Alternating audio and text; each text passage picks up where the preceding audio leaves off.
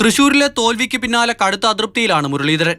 പൊതുപ്രവർത്തന രംഗത്ത് നിന്നും തൽക്കാലത്തേക്ക് വിട്ടുനിൽക്കുകയാണ് എന്നും ഭാവി കാര്യങ്ങൾ പിന്നീട് തീരുമാനിക്കുമെന്നുമാണ് മുരളീധരൻ വ്യക്തമാക്കിയത്. അനുനയ നീക്കവുമായി എത്തിയ KPCC അധ്യക്ഷൻ K. സുധാകരൻ മുരളീധരന്റെ ഏതാവശ്യവും അംഗീകരിക്കാമെന്നായിരുന്നു നിലപാടെടുത്തത്. KPCC അധ്യക്ഷ സ്ഥാനത്തേക്കടക്കം മുരളീധരനെ പരിഗണിക്കാമെന്ന് പോലും സുധാകരൻ പറഞ്ഞു. പാർട്ടി ഏൽപ്പിച്ച സുപ്രധാന ദൗത്യങ്ങൾ ഏറ്റെടുത്ത് തിരഞ്ഞെടുപ്പിനിറങ്ങിയ മുരളീധരന് സംസ്ഥാന രാഷ്ട്രീയത്തിലുള്ള സ്വാധീനം എത്രയുണ്ടെന്ന് കൃത്യമായി മനസ്സിലാക്കിയായിരുന്നു സുധാകരന്റെ ഇടപെടൽ.